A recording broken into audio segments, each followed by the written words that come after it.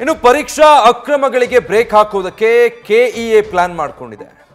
CCTV ಕಣ್ಗಾವಲಲ್ಲಿ webcasting ಮೂಲಕ CET ನಡೆಸೋದಕ್ಕೆ ಫೇಶಿಯಲ್ ರೆಕಗ್ನಿಷನ್ QR ಕೋಡ್ ಅಸ್ತ್ರ ಬಳಕೆಗೂ ಕೂಡ ಮುಂದಾಗಿದೆ. ಇದು ಪ್ರಥಮ ಬಾರಿಗೆ OMR ಶೀಟ್ ಅನ್ನು ಬಿಡುಗಡೆ ಮಾಡಿದೆ ಕೆಇಎ. ಆಲ್ ಟಿಕೆಟ್ ಜೊತೆಗೆ ಒಂದು ಮಾದರಿ OMR ಶೀಟ್ ಅಂದ್ರೆ ಒಂದು ಮಾಡೆಲ್ ಹೇಗಿರುತ್ತೆ ಅಂತ ಹೇಳಿ ಫ್ರೀಸ್ಕಿಂಗ್ ಪ್ರಕ್ರಿಯೆಯಲ್ಲಿ ಪರೀಕ್ಷಾ ಕೇಂದ್ರವನ್ನ ಪ್ರವೇಶಿಸಬೇಕಾಗುತ್ತೆ. ಸಿಇಟಿ ಪರೀಕ್ಷೆಗಳನ್ನ ಫುಲ್ ಸ್ಟ್ರಿಕ್ಟ್ ಆಗಿ ನಡೆಸೋದಕ್ಕೆ ಈ ಸಿದ್ಧತೆಗಳನ್ನ ಮಾಡಿಕೊಂಡಿದ್ದಾರೆ. ಪ್ರಗತಿ, ನಿನ್ನೆಯಷ್ಟೇ ದ್ವಿತೀಯ PUC ಫಲಿತಾಂಶ ಪ್ರಕಟ ಆಯಿತು. ಇನ್ನು ಸಿಇಟಿ ಪರೀಕ್ಷೆ ಈ ಬಾರಿ ಏನೆಲ್ಲ ಅಪ್ಗ್ರೇಡೇಷನ್ ಮಾಡ್ಕೊಂಡಿದ್ದಾರೆ, ಯಾವೆಲ್ಲ ಹೊಸ ನಿಯಮಗಳು, ಯಾವ ರೀತಿ ಕಣ್ಗಾವಲಲ್ಲಿ ಸಿಇಟಿ ನಡೆಯುತ್ತೆ?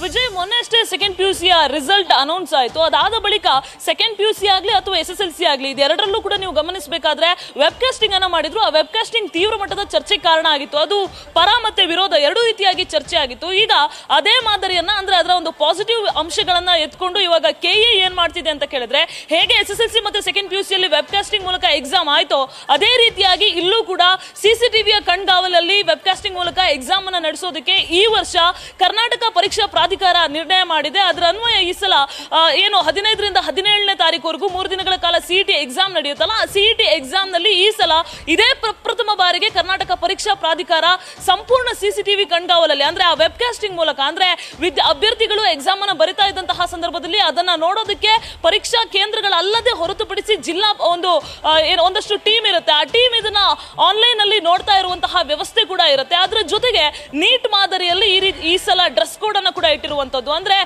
ಅಭ್ಯರ್ಥಿಗಳು ಯಾರಿರ್ತಾರೆ ಅವರು ಸಿಇಟಿ ಎಕ್ಸಾಮ್ ಅನ್ನ ಬರೆಯೋದಕ್ಕೆ ಬರುವಂತಹ ಅಭ್ಯರ್ಥಿಗಳು ಫುಲ್ ಸ್ಲೀವ್ಸ್ ಶರ್ಟ್ ಅನ್ನ ಧರಿಸುವ ಹಾಗಿಲ್ಲ. ಅಂದ್ರೆ ಅರ್ಧ ತೋಳನ ಅಂಗಿಯನ್ನ ಧರಿಸಬೇಕು. ಅದರ ಜೊತೆಗೆ ಫೇಶಿಯಲ್ ರೆಕಗ್ನಿಷನ್ ಕೂಡ ಇರುತ್ತೆ. ಅದರ ಜೊತೆಗೆ OMR ಶೀಟ್ ಅನ್ನ ಫಿಲ್ ಮಾಡುವಂತಹ ಸಂದರ್ಭದಲ್ಲಿ ಸಾಕಷ್ಟು ಅಭ್ಯರ್ಥಿಗಳು ಎಡವುತ್ತಾರೆ, ಸಾಕಷ್ಟು ಪರದಾಟವನ್ನು ಕೂಡ ಅನುಭವಿಸ್ತಾರೆ. ಅದೇ ಒಂದು ಕಾರಣಕ್ಕೋಸ್ಕರ ಈ ಸಲ ಮುಂಚಿತವಾಗಿ ಅಂದ್ರೆ ಯಾವಾಗ ಹಾಲ್ ಟಿಕೆಟ್ ಅನ್ನ ಅವರಿಗೆ ಡೌನ್ಲೋಡ್ ಮಾಡೋದಕ್ಕೆ ಬಿಟ್ಟಿದ್ದಾರೆ ಅಂತಹ ಸಂದರ್ಭದಲ್ಲಿ ಒಂದು ಮಾಡೆಲ್ OMR ಶೀಟ್ ಅನ್ನ ಕೂಡ ಬಿಟ್ಟಿದ್ದಾರೆ. ಅದನ್ನ ನೋಡಿಕೊಂಡು ನೀವು OMR ಶೀಟ್ ನಲ್ಲಿ ಗೊಂದಲ ಇಲ್ಲದೇ ರೀತಿಯಲ್ಲಿ ಎಕ್ಸಾಮ್ ನ ಬರೀರಿ ಅನ್ನುವಂತಹ ದೃಷ್ಟಿಯಿಂದ ಒಂದಷ್ಟು ಹೊಸ ಬದಲಾವಣೆಯನ್ನ ತರಲಾಗಿದೆ. ಅದ್ರ ಜೊತೆಗೆ ಫೇಶಿಯಲ್ ರೆಕಗ್ನಿಷನ್ ಕೂಡ ಇರುತ್ತೆ. ಅದ್ರ ಜೊತೆಗೆ ಹಾಲ್ ಟಿಕೆಟ್ ಅಲ್ಲಿ QR ಕೋಡ್ ಇರುತ್ತೆ. ಆ QR ಕೋಡ್ ಅನ್ನ ಸ್ಕ್ಯಾನ್ ಮಾಡಿದಂತಹ ಸಂದರ್ಭದಲ್ಲಿ ಅಭ್ಯರ್ಥಿ ಇವರೇನಾ ಅಲ್ವಾ ಸಂಪೂರ್ಣ ಡೀಟೇಲ್ಸ್, ಆತನ ಫೋಟೋ ಸಮೇತ ಸಂಪೂರ್ಣ ಡೀಟೇಲ್ಸ್ ಅಲ್ಲಿ ಬರುತ್ತೆ. ಸೊ ಹೀಗಾಗಿ ಈ ಸಲ ಸಿಇಟಿ ಅಲ್ಲಿ ಸಾಕಷ್ಟು ಬದಲಾವಣೆಯನ್ನ ಮಾಡಲಾಗಿದೆ ಅಭ್ಯರ್ಥಿಗಳಿಗೆ ಅನುಕೂಲ ಆಗುವ ದೃಷ್ಟಿಯಿಂದ. ಅದ್ರ ಜೊತೆಗೆ ನಕಲು ಯಾವುದೇ ರೀತಿಯಾಗಿ ಆಗಬಾರದು ಅನ್ನುವಂತಹ ದೃಷ್ಟಿಯಿಂದ ಸಾಕಷ್ಟು ಸುಧಾರಣೆಯನ್ನ ತರಲಾಗಿದೆ. ಜೊತೆಗೆ ಒಂದಷ್ಟು ತಂತ್ರಜ್ಞಾನವನ್ನು ಕೂಡ ಈಗ ಅಡಾಪ್ಟ್ ಮಾಡಿಕೊಂಡು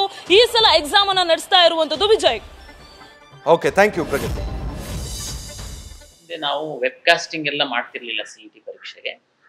SSLC ಮತ್ತೆ PUC ಅಲ್ಲಿ ಪರೀಕ್ಷೆಗಳಿಗೆ ಸಹ ವೆಬ್ ಕಾಸ್ಟಿಂಗ್ ಮಾಡಿರೋದ್ರಿಂದ ಅದೇ ಮಾದರಿಯಲ್ಲಿ ನಾವು ಸಹ ಮೊದಲ ಬಾರಿಗೆ ಸಿಇಟಿ ಪರೀಕ್ಷೆಗೆ ವೆಬ್ ಕಾಸ್ಟಿಂಗ್ ಅನ್ನ ಮಾಡ್ತಾ ಇದೀವಿ. ಮಾನ್ಯ ಜಿಲ್ಲಾ ಪಂಚಾಯಿತಿಯ ಕಾರ್ಯನಿರ್ವಹಣಾಧಿಕಾರಿಗಳು SSLC ಮತ್ತೆ PUC ನಲ್ಲಿ ಅವರ ಜಿಲ್ಲಾ ಕೇಂದ್ರ ಸ್ಥಾನದಲ್ಲಿ ಕಂಟ್ರೋಲ್ ರೂಮ್ ಅನ್ನು ಮಾಡಿ ಮಾನಿಟರ್ ಮಾಡುವಂತ ಕೆಲಸವನ್ನ ಮಾಡಿದ್ರು. ಈ ಸಾರಿ ಸಹ ಅದೇ ರೀತಿ ಅವರ ಹಂತದಲ್ಲಿ ಮಾನಿಟರ್ ಮಾಡುವಂತದ್ದಕ್ಕೆಲ್ಲ ನಿರ್ದೇಶನವನ್ನ ನಾವು ನೀಡಿದ್ದೀವಿ. ಮತ್ತೆ ಮುಂದುವರೆದು ಈ ಹಿಂದೆ ನಾವು ನೀಟ್ ಮಾದರಿಯಲ್ಲಿ ಫ್ರಿಸ್ಕಿಂಗ್ ನಾವು ಎಲ್ಲ ಸ್ಪರ್ಧಾತ್ಮಕ ಪರೀಕ್ಷೆಗಳಂತೆಯೇ ಇದನ್ನ ಸಹ ಪರಿಗಣಿಸಿದೀವಿ.